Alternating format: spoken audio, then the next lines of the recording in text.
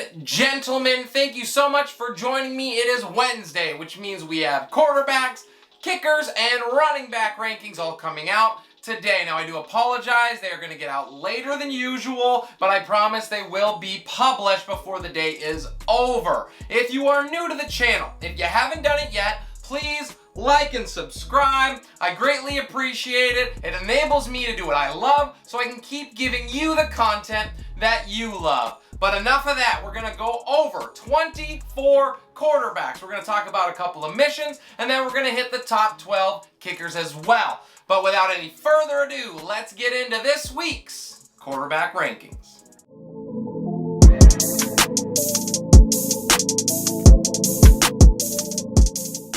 At number 1 and back on top is Patrick Mahomes.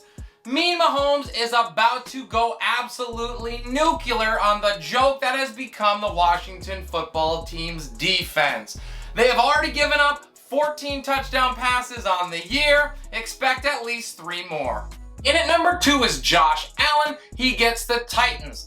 Josh is out to win the MVP award after he just narrowly missed out on it last year. He has 11 touchdowns, 921 passing yards to go along with 109 rushing yards in his last 3 games. He will continue to roll. Finishing out the top 3 is Kyler Murray. He gets Cleveland. Now, Murray has certainly cooled off since his torrid start to the season, but Cleveland is here to help him heat back up. They allow the 4th most points per game to quarterbacks, and they just allowed Justin Herbert to absolutely lose his mind in week 5. And speaking of Herbert, he is our 4th ranked quarterback on the week, going on the road to face Baltimore. He really has it going right now, and it is a beautiful thing to watch. He has 901 passing yards, 41 rushing yards, and 12 touchdowns in his last 3 games. This is a huge statement game for him, and I think he does just that. Next at 5 is Tom Brady, who goes on the road to face the Eagles, and this is all about the primetime game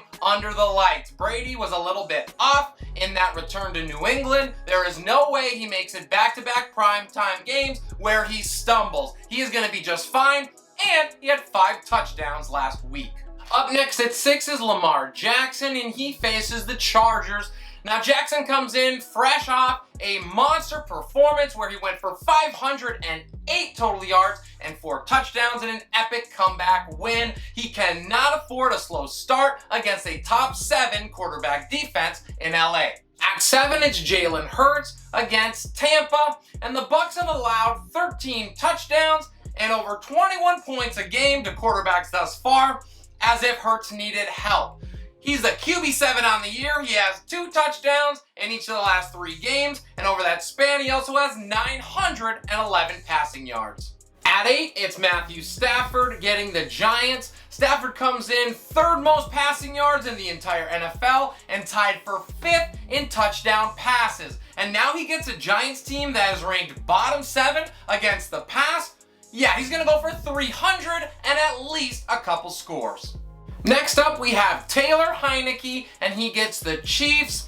This matchup is exactly what Heinicke needs after a really poor and tough performance against the Saints last week, and he'll do just that. There's going to be lots of points scored in this game. The Chiefs defense can't stop anyone. I expect a big game from Mr. Bud Lighticky. The final spot in the top 10 goes to Dak Prescott going on the road to Foxborough. Dak comes in with 10 touchdowns in his last 3 games, even with that volume decreasing. Now, his efficiency is going to have to remain high against a top 5 passing defense. I believe the running game here will allow him to do just that. Next up is Aaron Rodgers, who goes on the road to face the Bears, who have absolutely stymied opposing quarterbacks so far this season.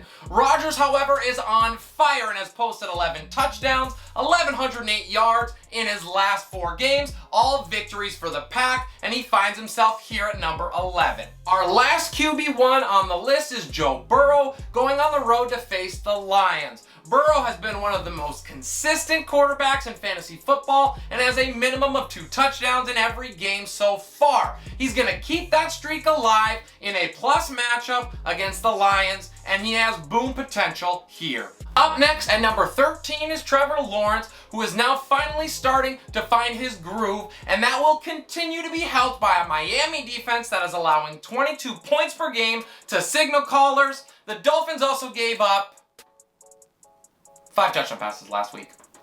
It starts to get a little tricky as we head to the lower rankings. At 14, we have Sam Darnold against the Vikings. Now, let's not panic. The fall was inevitable. What he was doing was not sustainable, and the Vikings defense has actually been surprisingly unkind to quarterbacks, ranking in the top 10. However, I believe CMC's return is going to help him immensely. Same game, different quarterback. In at 15 is Kirk Cousins. Now, this is a big game for obviously both teams, so that means Kirk Cousins is likely going to fold. However, the Panthers do have the number 1 ranked defense against the run, so Cousins is going to have to produce through the air, and I believe he does just enough to make him worth a start. Next up at 16 is Teddy Bridgewater, and he gets the Vegas Raiders, who are allowing just 16.5 points a game to signal callers. So this is going to be a challenging matchup for Teddy Two Gloves. He was, however, able to throw for 288 yards and a pair of scores against the Steelers. You know it's bad when I have Carson Wentz in the top 17. So we find him here and he gets Houston. Now Wentz did explode last week for 402 yards and a pair of scores against the Ravens. Houston's defense allows 20 points a game, and Wentz is getting T.Y. Hilton back this week. In at number 18 is Derek Carr, and he goes and faces a Denver Broncos defense that has been a force of nature against signal callers so far, hence the fall. Now, after a tough week in Chicago, Carr has his work cut out for him to rebound. Next up at 19 is Tua Tagovailoa, and he gets a return in which he faces the Jaguars, so a welcome sight for him. I expect a heavy dose of underneath and short passes to try to keep an upright, which is totally fine for Jalen Waddle. In at number 20 is Daniel Jones against the Rams. Now, if Jones plays, this is actually a decent matchup, but without Saquon Barkley and at least a couple of his top pass catchers, he is going to likely struggle. Temper expectations in this one. In at number 21 is Ben Roethlisberger, and he gets the Seahawks. Big Ben finally broke the top 20 in a week, and now he gets the gift of this atrocious defense. He's got a shot to make it solid back-to-back weeks. Next up at 22 is Geno Smith, making his first NFL start in forever. He gets a Pittsburgh defense that is allowing 20 points a game, so it comes in a decent spot. His weapons are certainly going to need to help him out. However, they should all be healthy, so that's a good news for Geno. Next at 23 is Ryan Tannehill, and he gets the unfortunate matchup of Buffalo. Tannehill didn't really need to do much last week against the Jags, but that changes against a high-powered Bills offense. Buffalo has been absolutely merciless to quarterbacks, allowing under 11 points per game. Prayers out to you, pal. Finally, our last QB2/Superflex option is Jared Goff against Cincinnati. Now, he nearly led a huge comeback win last week against the Vikings, fell just short there. Cincinnati is not a threatening matchup, so he should be good enough to warrant a start as options dwindle. We'll finish up quarterbacks with our notable omissions, and that starts with Justin Fields against Green Bay. It's not that I fear the matchup, it's that I fear the Bears' passing offense. Baker Mayfield against Arizona is next, and the Cardinals allow just 16 points a game to quarterbacks. I think that the Browns lean heavily on the run as usual. And then finally, I have Mac Jones against Dallas, and while Dallas is actually a solid matchup, Jones has not solidified himself for me in that QB2 status just yet. And before we move on, I would love to say if you got questions, if you have comments, drop them down below. If you're new or haven't done it yet, please like and subscribe. And now, let's get into those kickers.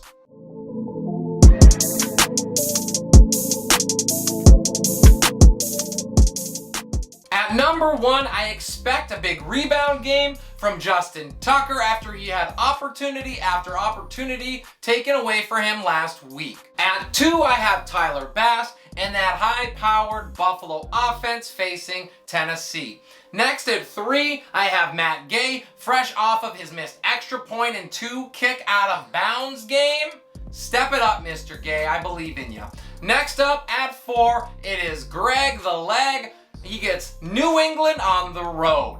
In at 5, same game, I have Nick Folk of the Patriots. At 6, it is Matt Prater of that high-flying Arizona Cardinals offense. At 7, it's Harrison Butker, who will see plenty of opportunities in that offense. At 8, I have Chris Boswell, who gets to face Seattle. So for Pittsburgh, I like him. Up next, at 9, it's Brandon McManus. For Denver, he goes and faces Las Vegas. Then at 10, it's Graham Gano. Washington is going to have plenty of opportunities as well. The final 2 kickers who I believe are worth a start are going to be Greg Joseph in at 11. He goes and faces the Panthers. And then finally at 12, Mason Crosby redemption game, and he's going to need it after he looked pitiful last week against Cincinnati. I think he does just that. That is all I got for you guys. Thank you so much for joining me here today.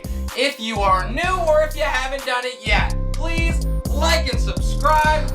I am Abraham Opatz. This is Relentless Press. We'll see you next time.